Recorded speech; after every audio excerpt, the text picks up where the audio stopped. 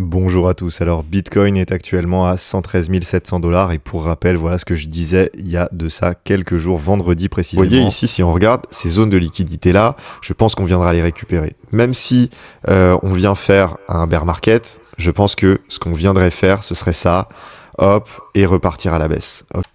Vous voyez, donc à l'époque, on était donc à 105 064 $, donc c'était vendredi, juste après donc les phases de crack du vendredi 10. Ben voilà, on était venu chercher ces niveaux-là, hein, on va le retrouver ça juste ici. On était ici, on était juste là à 105. Je vous expliquais dans la vidéo, hein, vous pourrez retrouver ce moment-là, hein, c'était à 12 minutes. Je vous expliquais juste avant que voilà, il nous fallait quelque chose d'assez classique, c'est-à-dire une inversion de sentiment. Où vous voyez, donc à l'époque, on avait la liquidité qui se trouvait directement en dessous du prix, et je vous expliquais dans cette vidéo qu'il fallait qu'on ait un sentiment qui allait changer, où justement sur les bottoms, il fallait qu'on n'ait plus de ligne jaune, c'est-à-dire de liquidité qui se trouve en dessous du prix, pour pouvoir avoir un retournement. Donc là, évidemment, c'est ce qu'on a fini par avoir, hein. Au bout d'un moment, à force d'épuiser tous les acheteurs, on a fini par l'avoir. Ça s'est produit quand on est venu visiter les 103 570 $, et on a pu refaire un mouvement haussier. On est venu récupérer les niveaux dont on parlait, juste ici, c'est-à-dire les niveaux qu'on avait ici. Donc ici, le précédent support au niveau des 113 500, qu'on est actuellement en train de retravailler, et on a un deuxième niveau de support, de résistance évident, hein, qui est une grosse zone de liquidité aux alentours des 116 000. Alors dans cette vidéo, on va parcourir ensemble un petit peu tous nos indicateurs, regarder ce qu'il en est. Est-ce qu'on est sur un point bas de marché, ça va repartir to the moon, etc. Est-ce que on est à l'aube d'un bear market? Alors, vous avez beaucoup d'avis qui divergent sur Internet. C'est peut-être difficile pour vous de vous y retrouver. Vous avez beaucoup de youtubeurs qui vous disent oui, c'est le moment, mais en même temps, ça peut descendre. En fait, qui vous font perdre votre temps parce que vous regardez 35 minutes de vidéo pour au final n'avoir aucun avis à la fin, ni aucun indicateur clé pour comprendre le marché. Vous avez ceux qui sont permabull, qui vous disent buy the dip, il faut absolument racheter, c'est une opportunité en or, tout le monde est dans la peur, etc. Vous avez ceux qui sont catastrophistes, qui disent c'était le top, c'était le final, on est, 1060 jours, je crois, après le bottom, donc forcément, ça va descendre, etc. Il faut se préparer à la chute. Bon, on va essayer d'être un petit peu mesuré, de savoir que dans l'investissement, on s'en fiche de savoir qui a tort, qui a raison. Ce qu'il faut, c'est protéger son portefeuille dans les phases d'incertitude et accentuer ses positions quand une direction semble plus claire. D'accord ? À ce moment-là, quand je faisais ma vidéo et qu'on était ici, la probabilité d'avoir un rebond était plus forte que celle d'avoir une continuation baissière. Donc, à ce moment-là, dans mon groupe d'investissement privé, donc dans le cercle d'investissement, hein, vous pouvez avoir tous les liens en description pour nous rejoindre, hein. Le groupe est ouvert, c'est un groupe à taille humaine dans lequel on échange, donc j'échange en privé avec tout le monde et je fournis mes analyses via un canal Telegram privé. Donc à l'intérieur de ce canal Telegram, j'expliquais que ici, c'était pas le moment de vendre, on allait avoir un rebond, il fallait pas paniquer, il fallait pas surréagir.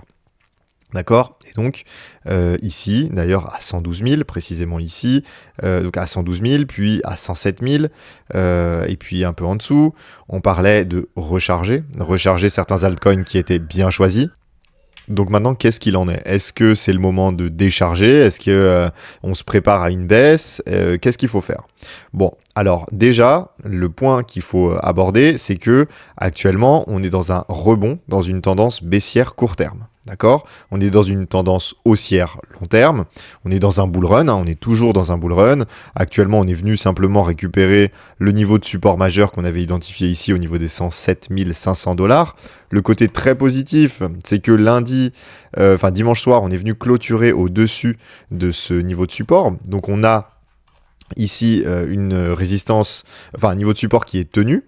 Donc juste là, on est content d'avoir pu clôturer au-dessus de ces niveaux-là. Donc la tendance haussière en weekly reste intacte. Ça, c'est très sain.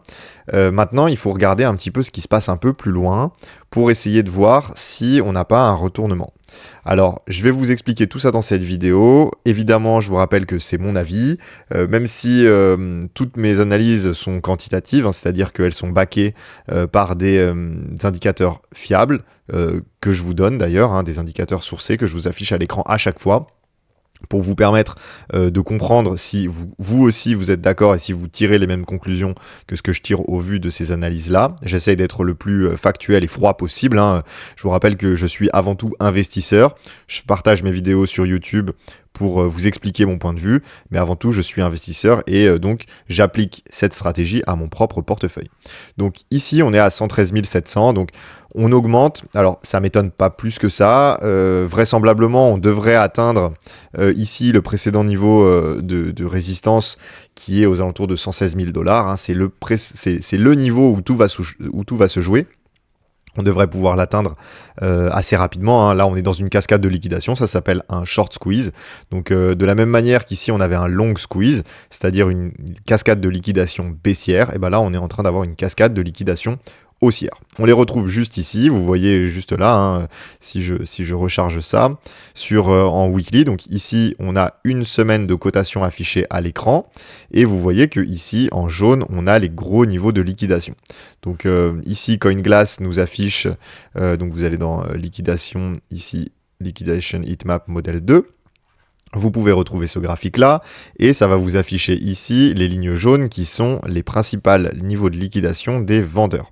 Donc les vendeurs au-dessus du prix, les acheteurs en dessous du prix. On avait un déséquilibre sur la semaine en cours qui est en train d'être comblé, donc on repart fortement à la hausse pour venir liquider toutes ces positions. Si on regarde ici en 2 semaines, donc ici vous avez 2 semaines de cotation qui arrivent à l'écran, vous allez voir du coup les lignes au-dessus du prix avec cette fameuse ligne qui arrive juste là, au niveau des 116 000, voilà, on l'a juste ici, la ligne des 116 000, donc dont on parlait juste là. On est en train de se nourrir de toutes ces liquidations-là. Sur les 2 dernières semaines, c'est vraiment le point de pivot, c'est là que tout se passe, c'est-à-dire que les shorters qui seront rentrés sur les 2 dernières semaines, seront tous ou quasiment tous liquidés quand on aura atteint ce fameux niveau des 116 000 à 117 000 $, entre 116 et 117 000 $. Et ensuite, il va falloir regarder ce qui se passe, parce que on a des indicateurs on-chain qui cette fois-ci nous invitent à beaucoup de prudence. Donc je vous montre un petit peu ce qu'il en est. Déjà au niveau des profits réalisés. Donc là, on a eu sur les quelques jours passés, on a eu des prises de profit qui se sont accentuées, d'accord ? Une prise de profit quand on arrive sur des niveaux d'ATH, etc., il n'y a pas forcément mort d'homme.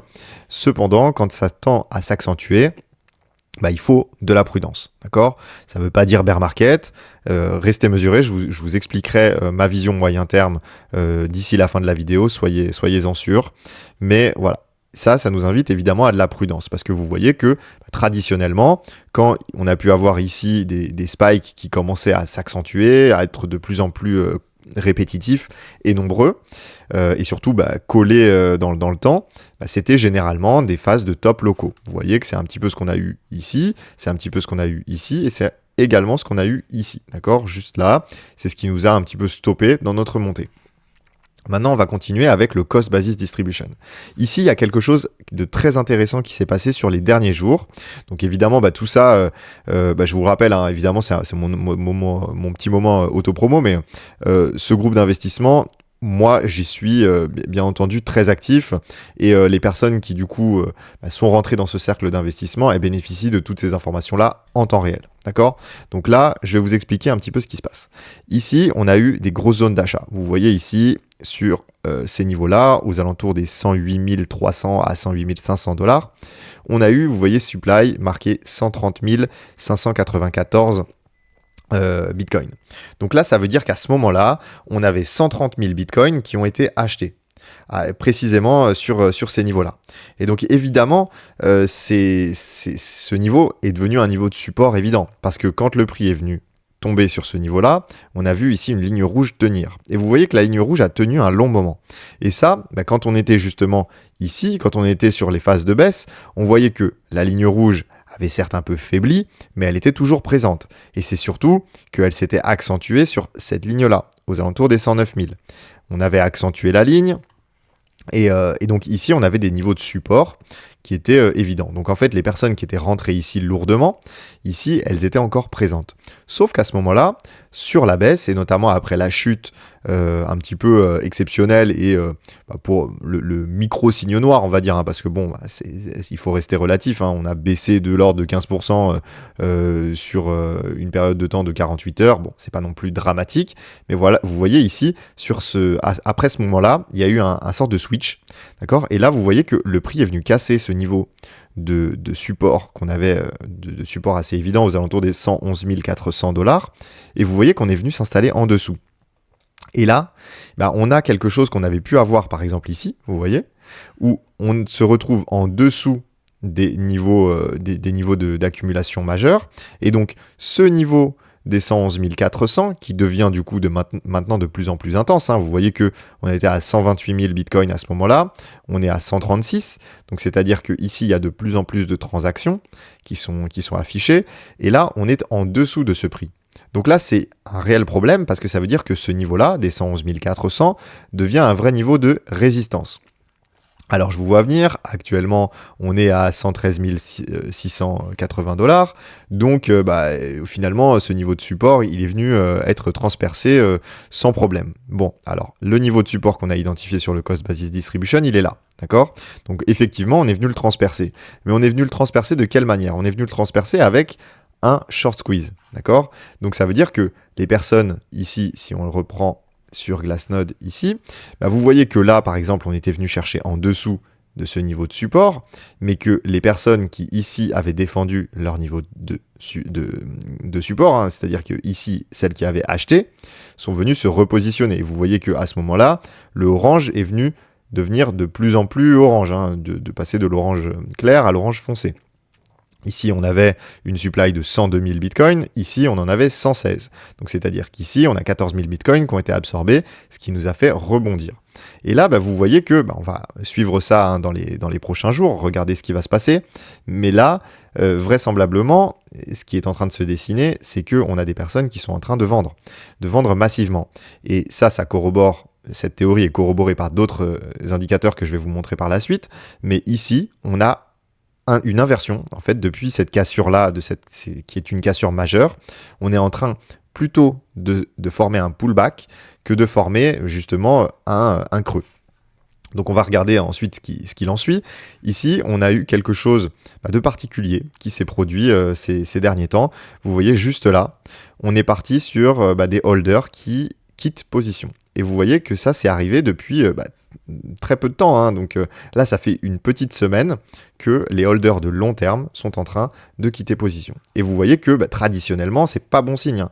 Quand ça a commencé à être le cas ici, c'était le ralentissement. Alors c'était une phase de consolidation.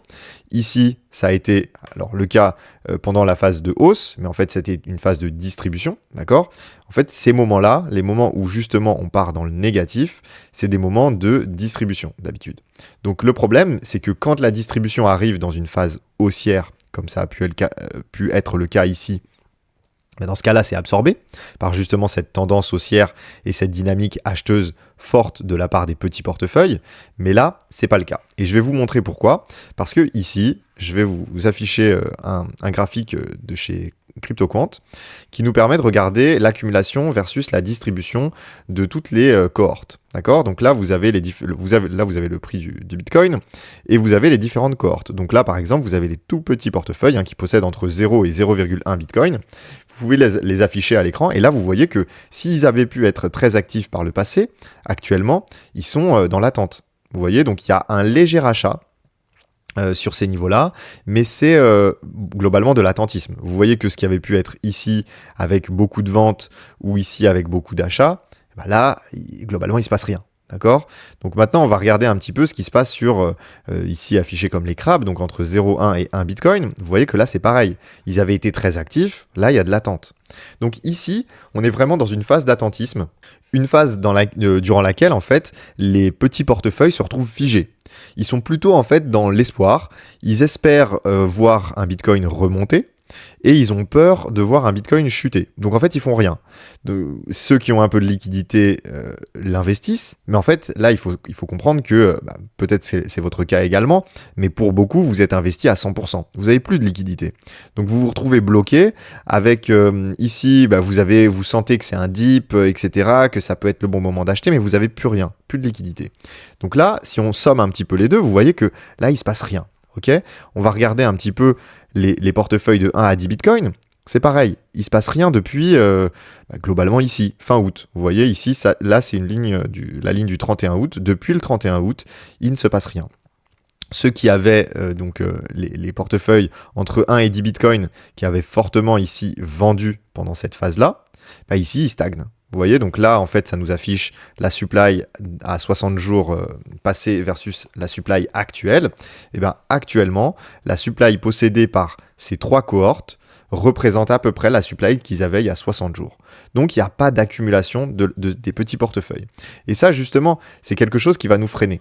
Pourquoi ? Parce que ici, on a remarqué que pendant les phases où les long-term holders sont dans une phase de distribution, si jamais ces petits portefeuilles achètent fortement, on a quand même une tendance haussière qui se matérialise. Par contre, si on a justement des phases de distribution qui arrivent pendant des phases où le Bitcoin ralentit, alors je vais vous montrer ici, mais c'est volontaire, ce n'est pas forcément parce que je pense que nous sommes en bear market. Ici, vous voyez que à ce moment-là, on a commencé à avoir une phase de distribution des long-term holders. Et le problème, c'est que ici, on n'avait pas d'achat de la part des petits portefeuilles. Ici, je vais vous le montrer juste là. Les petits portefeuilles, ici, hop, hop et hop. Vous voyez que ici, on était pareil dans une phase d'attentisme. Ok, on était juste là. Vous voyez qu'il ne se passait plus rien.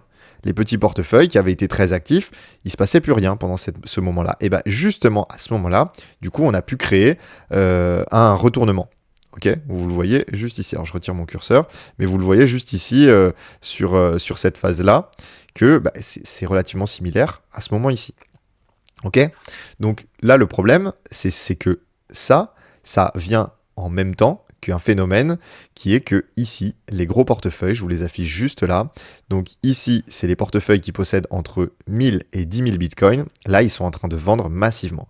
Vous voyez que la supply actuelle, donc le nombre de bitcoins détenus par les portefeuilles qui possèdent entre 1000 et 10 000 bitcoins actuellement, ils possèdent donc 150 000 bitcoins de moins que ce qu'ils possédaient il y a 60 jours. Donc là, ça veut dire que ici, ce qu'on a à l'écran, c'est une grosse phase de distribution. On va juste regarder un petit peu, mais le comportement de ces grosses whales, on va dire des whales, ici c'est les méga whales qui possèdent plus de 10 000 bitcoins, les whales, ici vous voyez que traditionnellement c'est elles qui font le marché. Ici, quand elles ont acheté, c'était le bottom, ok, sur les droits de douane. Ici, quand elles ont acheté, c'était le bottom. Ici également. Ici également. Ici, elles avaient vendu d'ailleurs, mais on va regarder un petit peu. Là, pendant les phases de bull run, pendant les tops et les bottoms locaux, c'est surtout ces portefeuilles-là qui font la pluie et le beau temps. Vous voyez que, à l'inverse, c'était totalement le cas. Ici, elles avaient lourdement vendu pendant cette grosse phase de distribution. Ici également, elles ont commencé à vendre pendant ce moment-là. Et vous voyez que les gros bottoms de cycle sont eux plutôt posés par les grosses whales, donc les méga whales que vous voyez juste là. Les méga whales, eux, elles ont acheté ici, d'accord ? Justement pour poser les bottoms de cycle. Elles ont acheté ici. Et là, vous voyez que elles n'achètent pas. Elles sont même plutôt vendeuses à ce moment-là. Donc là, c'est assez neutre, je vous reconnais. Mais si ici, on affiche les deux en cumulé, vous voyez que là, on avait eu une première phase de vente de la part des méga whales. C'est en fait ce qui nous a ralenti. C'est ce qui a fait qu'on n'a pas pu franchir ici les 120 000 $ de manière plus franche. Parce que ici, vous avez une grosse courbe baissière de la part des méga whales. Et ici, quand elles ont arrêté de vendre, vous voyez que ici, les méga whales ont arrêté de vendre, et ça a été le relais des whales entre 1000 et 10 000 bitcoins. Et donc, en fait, la petite respiration qu'on a eue entre les deux, elle nous a permis d'espérer d'avoir un retournement haussier, mais finalement, vous voyez qu'en fait, ici, on est toujours sur des centaines de milliers, des dizaines de milliers et des centaines de milliers de bitcoins qui sont vendus. Donc, même si on avait pu avoir à ce moment-là l'afflux financier énorme qu'ont pu représenter les ETF Bitcoin, et bien là, malheureusement, depuis quelques jours, et en l'occurrence depuis le 14, et ben on ne peut pas non plus compter sur les ETF Bitcoin pour nous donner de l'afflux financier.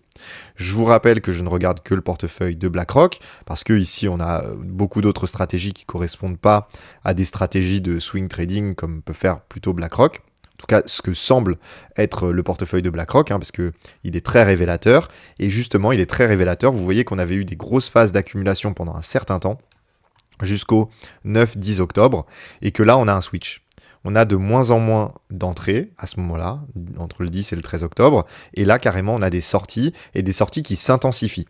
Donc ça, c'est un réel problème, parce que ce qu'on avait comme flux acheteur important qui avait pu faire notre phase haussière entre les 109 000 et les 125 000 dollars. Ici, ça avait été justement drivé par l'afflux financier énorme qui avait pu constituer les ETF. Et bien là, vous voyez que on a une grosse baisse. Et si je vous affiche ici le reste des portefeuilles, et bien justement, la contrepartie acheteuse, elle est là.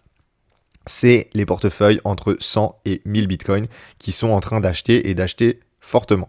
Parce que vous vous dites, comment ça se fait qu'on est dans une phase de range alors qu'on a des centaines de milliers de bitcoins qui sortent. Et bien voilà, je vous l'affiche à l'écran.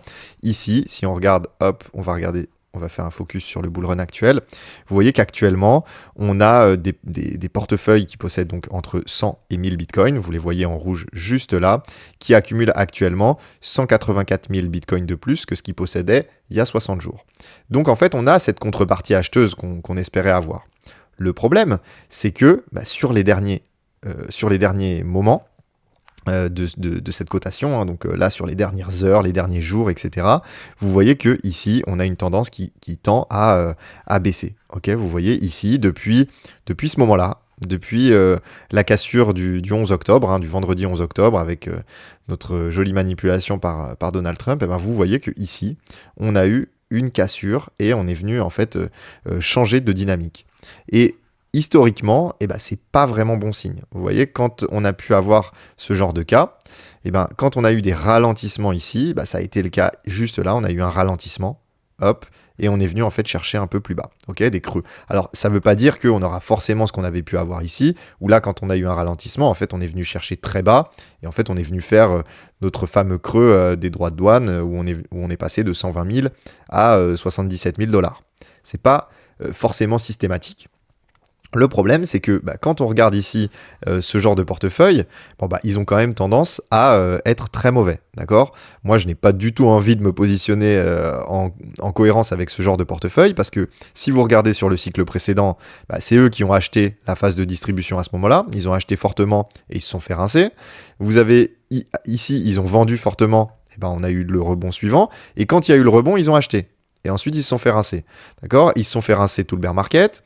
Ils ont vendu ici le bottom, ils ont racheté timidement après la faillite de Terra Luna ou un petit peu avant, et ici ils ont vendu après la faillite de FTX. Enfin bref, ils sont strictement tout le temps dans le mauvais sens.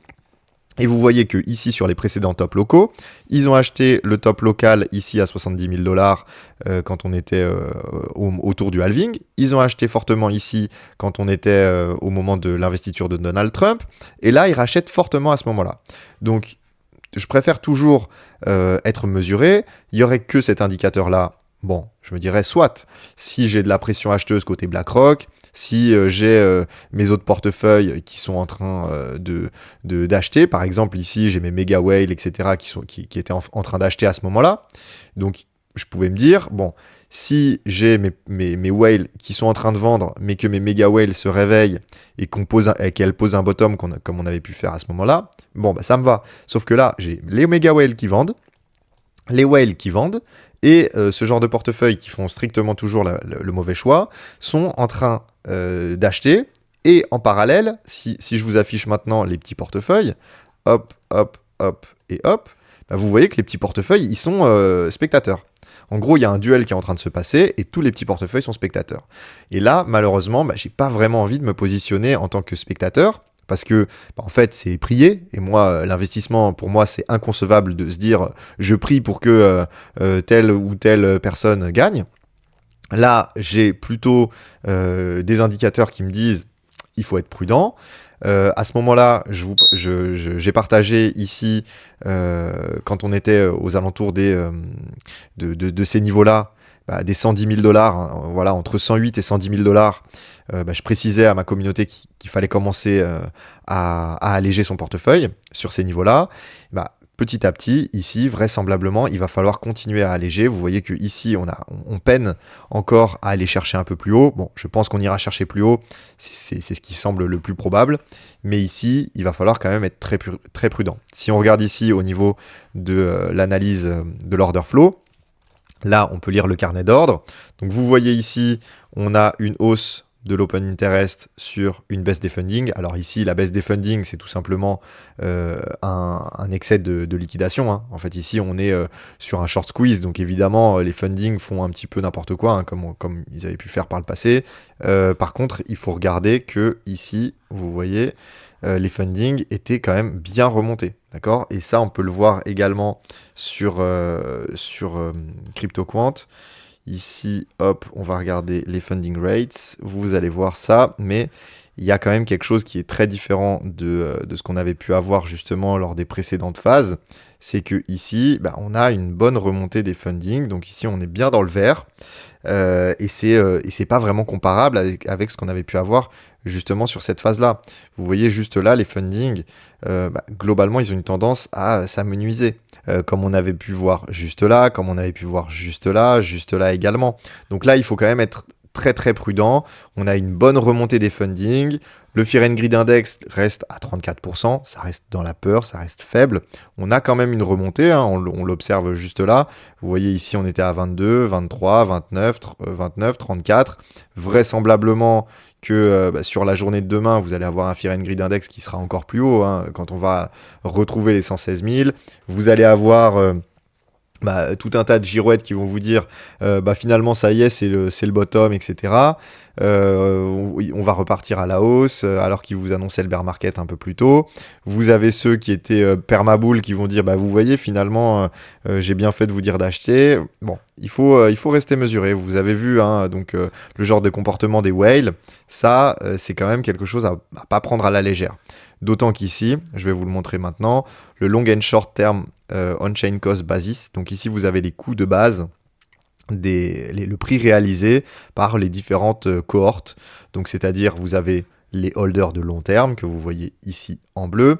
Vous avez le prix réalisé en jaune, ici jaune-orange, qui correspond au prix réalisé tout court de Bitcoin, hein, toute cohorte confondue.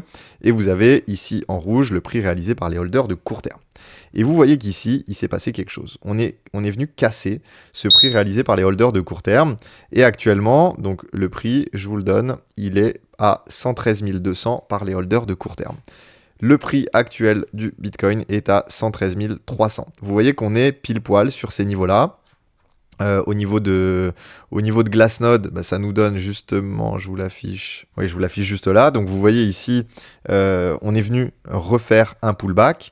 Et le problème, c'est que par le passé, c'était pas très très bon signe. Vous voyez, quand on a franchi et qu'on est revenu chercher en pullback, c'est venu, ça a été le cas quelques fois. Okay, par le passé, ça a été le cas ici. On est venu casser, on a fait un pullback juste là. Vous voyez, hein, je vous augmente pour que vous puissiez bien voir. On est venu faire un pullback et on est venu continuer cette consolidation. Ici, on est venu rechercher et rebondir dessus. Donc tout va bien, on n'était pas venu casser ce niveau de prix-là. Ici, pareil, on était venu rebondir un tout petit peu, puis refranchir. Et là, quand on est venu casser, vous voyez qu'on est venu faire un pullback, revenir travailler ici ce niveau-là et revenir faire une deuxième jambe. Vous voyez qu'il a fallu un petit peu de temps pour venir s'affranchir complètement de ce niveau-là et pouvoir s'installer vraiment sur le long terme, on va dire, au-dessus de ce prix réalisé par les holders de court terme. Et vous voyez qu'un dernier exemple ici, ça a été pendant la phase de cassure ici aux alentours des 98 000 dollars, à 92 000 dollars de mémoire. On était venu casser, on avait une news positive, un gros short squeeze au moment des droits de douane de Donald Trump, oui, non, réserve stratégique, etc. Finalement, à ce moment-là, du coup, on fait un pullback et on repart à la baisse. Donc là, le problème que je vois, c'est que ici, on est venu casser. Et on est venu juste là refaire un pullback, et potentiellement, du coup, ça pourrait nous annoncer qu'on a besoin de faire une respiration plus longue. Donc potentiellement, on pourrait retravailler ce niveau-là un peu plus longuement, faire potentiellement une deuxième jambe baissière, potentiellement plus loin que ces 103 000 et 102 000 dollars. Évidemment, on a un support qui nous ziote depuis quelques temps. C'est celui que je vais vous afficher juste ici. C'est celui-là, celui des 92 à 96 000 dollars. Ici, on a eu beaucoup d'accumulation. En fait, c'est quand vous regardez les ETF, vous voyez cette vague haussière à ce moment-là, là, début mai. Vous avez eu énormément d'achats sur les ETF à ce moment-là, vous avez une courbe énorme. Et ça, c'est pile poil à ce moment-là sur le cost basis. C'était pile poil à ce moment-là. Ici, BlackRock a acheté fortement. Et vraisemblablement, si on a une cassure un peu plus profonde, alors je dis pas qu'on va forcément aller sur ces niveaux-là, mais ça semble probable que ce niveau de support soit un vrai gros niveau de support. Donc maintenant, est-ce que je suis bearish au point de me dire que c'est le bear market? Parce que ici, vous voyez que globalement, vous comprenez où je veux en venir. Ici, on a un gros short squeeze, on atteint des zones évidentes de prise de liquidité. Bon, le marché se déplace toujours de poche de liquidité en poche de liquidité. Là, on est venu chercher cette grosse poche de liquidité. On va peut-être venir chercher un peu plus haut, 117 000. Maintenant, qu'est-ce qu'on va faire? Vous voyez qu'on aura liquidé tout le monde, les contrats dérivés sont vides, l'open interest reste complètement vide. Ici, vous voyez que on analyse un petit peu sur le court terme ce qui se passe pour essayer de comprendre un petit peu les fluctuations de marché. Maintenant, vous voyez que si on regarde un peu plus longuement, ici on a une grosse cassure et on est loin d'avoir récupéré ces niveaux-là. Bon, on a eu quand même une belle tendance. Ici, on a eu une tendance avec pas mal de hausses juste là. Bon, évidemment, ici, ça s'est fait sur des fundings neutres au début, puis un peu faibles maintenant. Donc probablement ici, beaucoup de vendeurs. C'est logique qu'on vienne les liquider. Je pense donc qu'on viendra liquider ici le reste des vendeurs aux alentours des 116 000. Bon, c'est un scénario qui était envisageable, mais évidemment, se protéger à ce moment-là, c'est pas une option. Vous voyez, ici, je pense toujours que la macroéconomie est belle, et je vais conclure là-dessus. Je pense que la macroéconomie est toujours très belle. On a toujours un rythme de baisse de taux qui est engagé. Alors, ce site-là bug depuis tout à l'heure, mais on a toujours des baisses de taux qui sont accumulées sur les prochains mois et les prochaines réunions de la Fed. Vous voyez qu'on a 96% de chance, 97 même, d'avoir une baisse de taux sur la réunion du 29 octobre. Donc, évidemment, ici, on a une belle tendance. On a une belle tendance, on l'a vu lors de la vidéo de vendredi. Tout ce que j'ai dit dans la vidéo de vendredi reste vrai. Le long terme reste beau. On a des beaux comportements de la part de... Enfin, on a probablement un afflux de liquidité assez énorme qui devrait arriver. Une baisse de taux, un quantitative easing, parce que comme vous le savez, je ne sais pas si vous suivez ce genre de rumeurs, et puis qui s'avère être plus que des rumeurs, où on a du coup des potentielles difficultés sur les banques régionales américaines. Bon, là, à ce moment-là, il y a quand même une bonne proba que que la Réserve fédérale américaine aide les banques et agisse avec elles pour les aider au mieux et pouvoir leur offrir la fameuse liquidité qui va les sauver et qui va nous faire pumper nos bagues et qui va faire augmenter la valeur du Bitcoin et de la majorité des actifs à risque. Les taux, l'inflation reste mesurée. On n'a pas encore eu notre phase mania. Ok, on a eu ici une petite hausse des recherches Google sur le terme crypto, mais ça reste toujours très bas actuellement. Il n'y a pas eu d'exit liquidity non plus. On n'a pas eu la fameuse phase d'euphorie qu'on attend, comme on avait pu avoir ici, où l'euphorie elle est aux alentours de 91, 95, 96, etc. Pendant un long moment. Ça n'a pas encore été le cas. Je pense qu'on ira chercher plus haut, mais vraisemblablement, ce cycle nous habitue à des phases de respiration de marché qui peuvent être plus ou moins profondes. On a eu une zone de respiration assez courte quand on était aux alentours des 100 000 dollars. Là, actuellement, c'est probable qu'on ait besoin de respirer un peu plus longuement. Il ne faut pas surréagir. Protéger son portefeuille et protéger son capital, ça ne veut pas dire passer complètement en stablecoin ou sortir du marché ou penser qu'on va être en bear market. Ça veut dire ajuster son portefeuille aux phases de marché actuelles.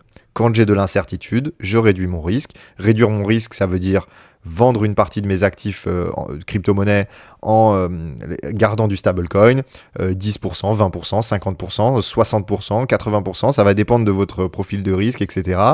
Ça va dépendre de vos stratégies. Moi, je partage évidemment tout ça parce que comme on a un suivi des altcoins, etc. dans notre cercle d'investissement, je partage évidemment tout ça pour que tout le monde soit le mieux armé pour pouvoir agir en fonction de son portefeuille.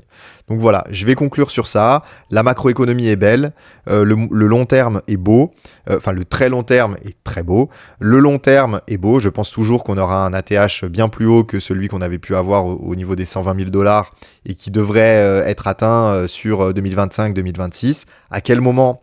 C'est toujours pareil, le Bitcoin a tendance à piéger un maximum de monde. C'est le cas sur ce mois d'octobre qui devait être un fameux Uptober. Là, c'est pas le cas. En tout cas, jusqu'au 21 octobre, c'est pas le cas. Donc, il faut rester calme et froid. Voilà, le marché nous donne pas toujours ce qu'on veut en termes de directionnalité. Là, on n'a pas une phase haussière impressionnante. Voilà, on reste mesuré et on garde l'esprit tranquille avec un portefeuille qui est bien équilibré en termes de gestion de risque. Donc voilà, si vous avez envie de nous rejoindre, on a des places toujours disponibles. On est relativement peu nombreux, ce qui permet d'avoir un service de grande qualité avec le temps pris pour chacun d'entre vous pour être accompagné, etc. Si vous avez des questions sur votre portefeuille, j'y réponds. Alors, je ne peux pas vous donner de conseils individuels et personnalisés, je vous rappelle. Ceci, ça fait partie du conseil en investissement et ce n'est pas le cas de cette chaîne. Je vous rappelle que cette chaîne a un but pédagogique. Je vous partage mes analyses, ma compréhension du marché.